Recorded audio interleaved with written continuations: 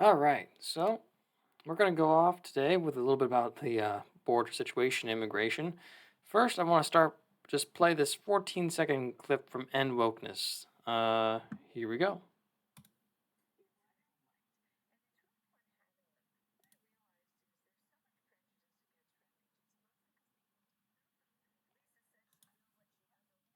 Oh, wait, hang on. I just realized the problem. I don't have the desktop audio on, so I'm not sure if you can hear well enough. Actually, hold up. The microphone audio is on, so we'll just leave it as is. Because if it's playing for the microphone, I don't want it to be playing out twice at the same time. That'll just get worse. We're going to leave it as is, and then I'll just explain at the end. So starting over, or just finish it. All right, so anyhow, I'll just go ahead and go over the gist of what happened here. We have a liberal family that took in a Haitian family, and what's essentially happening is that these people are living there. These Haitian immigrants are living at this white liberal's house, and this woman here is cooking and cleaning the house for her. Like, see, gee, there was an institution that used to exist in the American South where, people of her skin color used to do this sort of thing and other things in the houses of white people. And Wokeness put it correctly. Oh my word, they found a way to bring back slavery and make it woke. Yes, literally. Then we have Wall Street Silver with his nice comment. It's not slavery, it's hosting refugees and not paying them for the work they do in your house, cleaning, cooking, and babysitting. Isn't that just absolutely evil? Moving on, we have this nice little tweet from Attorney General Ken Paxton, basically talking about that Senate border deal. I'm glad to see that he's publicly calling out John Cornyn. So John Cornyn is one of the GOP senators that voted to push through that border deal. It's essentially just going to give 95 billion. Well, it's not the border. It's the recent funding bill that gives 95 billion to Ukraine and Israel. We barely get any funding for our own border, and we send tons and tons of money to nonprofits who are going to only encourage the illegal immigration problem. This nice little quip from Michael Quinn Sullivan, or nice little quote. While Texans slept, John Cornyn spent $95 billion to help other countries with their border problems. Question, when was the last time John Cornyn stayed up all night fighting for our border?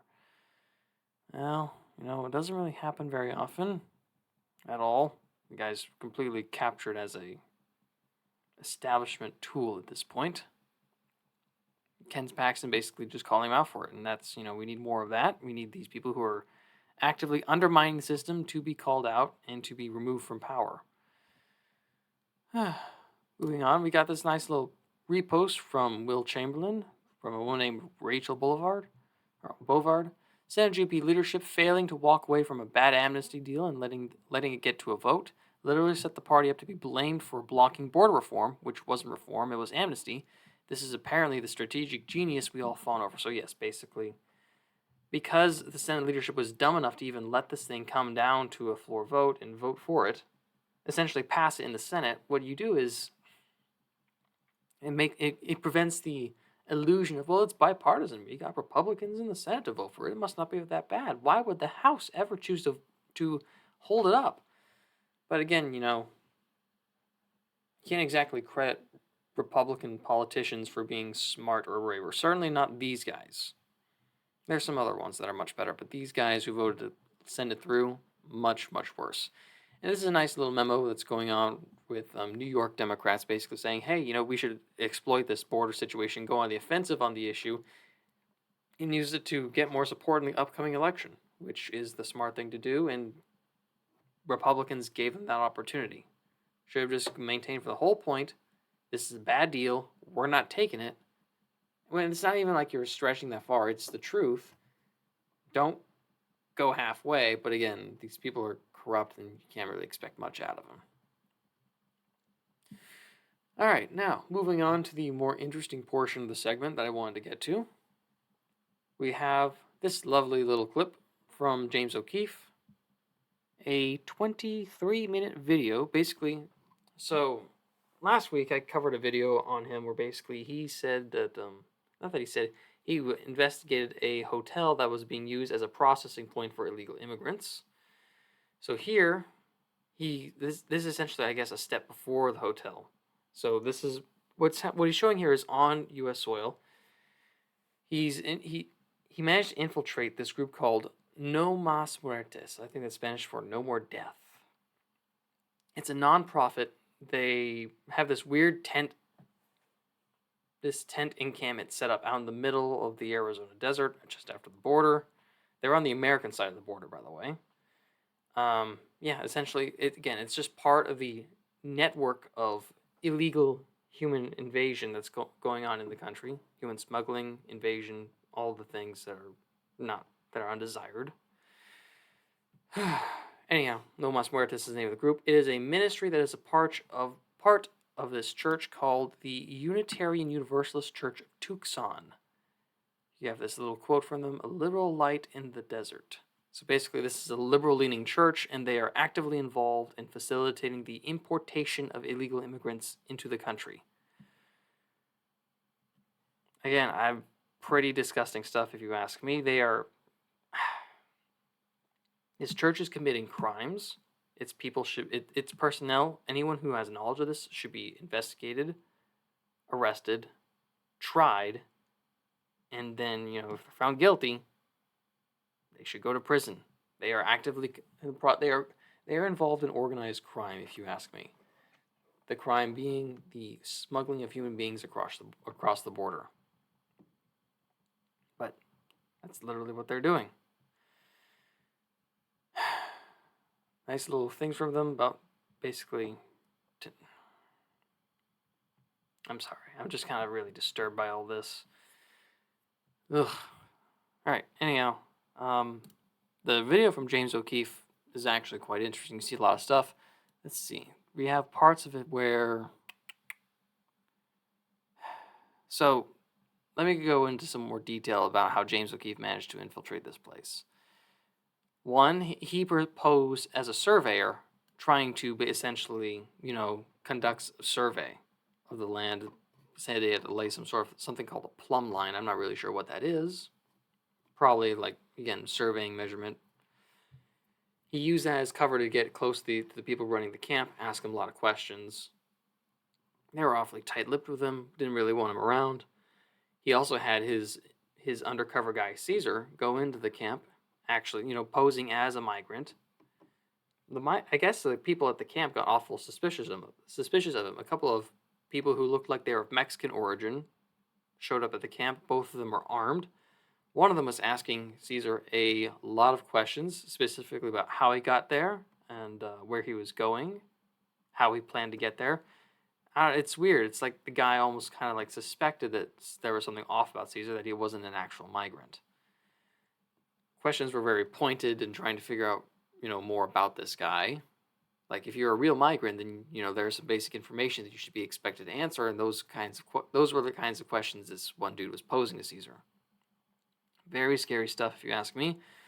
Essentially, you have to go back to the beginning, or not the beginning, but at the end of one of the videos I made last week, we basically talked about how James O'Keefe was talking about how he had to go and essentially bail this guy out and get him out of there.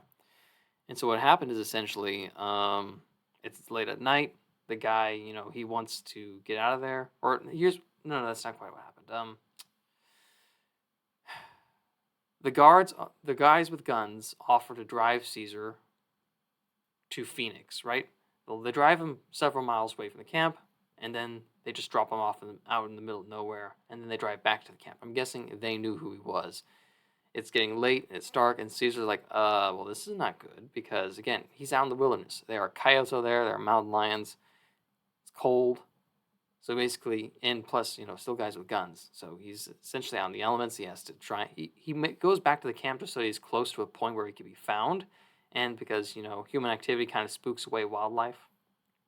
Better than being out in the middle of nowhere. I guess he kind of hides out amongst the other migrants while he's there. And then, he has a means of communicating with James, calls him in.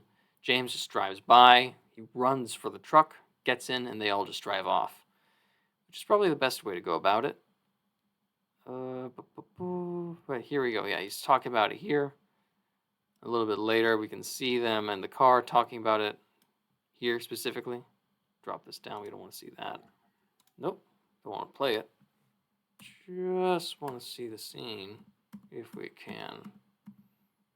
I see what happened. Yeah, and this woman, man, skipping by 5 seconds is not easy. This is one of the guys who was working there, a guy named Nate. Yeah, not exactly. It's weird. Like all the people who work at this camp, they all wear masks, especially when strangers are around. Why? Because they're all criminals doing illegal stuff, obviously. Got some footage of a woman that works at the church.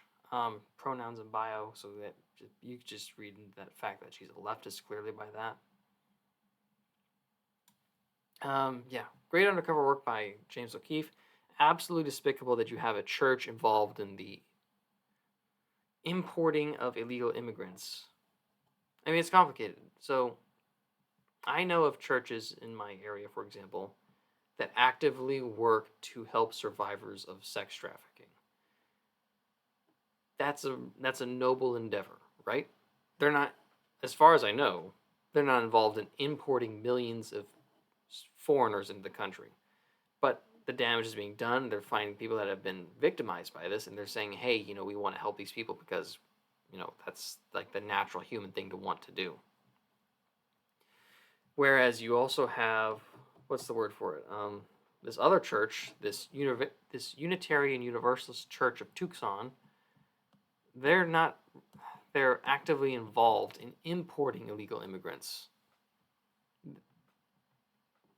Look, just to put it bluntly, in my opinion, there is a demographic war going on for the future of the United States. We'll see what happens when Trump gets in, but why don't we go ahead and go to my Twitter profile? There's a tweet that I did not pull up that I want to, a pair of them actually. Scroll down. Here we are. So we got this one tweet from Patrick Bet-David. Basically, back-to-back years of record-breaking illegal immigration. Going back to 2010, we have 460K, 340K in 2011, 360K, 420K, 480K, 330K, 415, 310, 404. 2019, 859,000, double of what you would expect. 2020 drops down. COVID and Trump's was at Title I, I think probably helped a lot, 405,000. All these numbers are incredibly bad in my opinion. But the 2019 was egregiously bad, and all of a sudden, 2021, Joe Biden's first year in office, boom, 1.9 million. Joe Biden's second year in office, 2.7 million, almost another million on top of the first one. 2023, 3.2 million. And now if we go back, scroll up here, this thing that was kindly reposted by Elon Musk from an individual named Mario Nafal. 2024, so far, we have imported 980,000 people in the country. We're almost at a million, and we're just a month in. If we keep pulling at this, like a million per month, we're looking at 12 million people that come into the country in just 1 year, and Biden doesn't get out until January. Man, this is depressing. It's depressing that you would have these, what in my opinion are false Christians actively taking political stances to hurt the people of this country, and also importing millions of people who will also wind up becoming negatively affected. Like, they come to this country and what do they have? They essentially have nothing. They have to find work and find jobs. They have to compete with themselves, with each other, with the native population for lower wages. How are we going to be able to find a place to have a house, to sleep? They're going to wind up homeless, a lot of them. All of it is super disgusting stuff, but it's just the way that it is. I'm not Trump's biggest fan, but when you compare to the other option, which is Joe Biden, everything that he's done to this country so far, I have trouble seeing how you could ever justify voting for Biden or voting against Trump. Compared to the options that we have on the table, Trump's the best one. Are there flaws? Sure. Anyhow, I'm not here to tell you how to vote. If you want to vote, feel free to do so. I recommend you vote for Trump. Certainly don't vote for Joe Biden. I don't see why you would, but again, based off my own stances and things I've already said, I doubt anyone would listen to this if they were that interested in voting for Joe Biden. I'm clearly not his fan. Anyhow, thanks for listening. Consider liking and subscribing. Thanks for giving me another opportunity to talk about this stuff. And have a good night. Bye.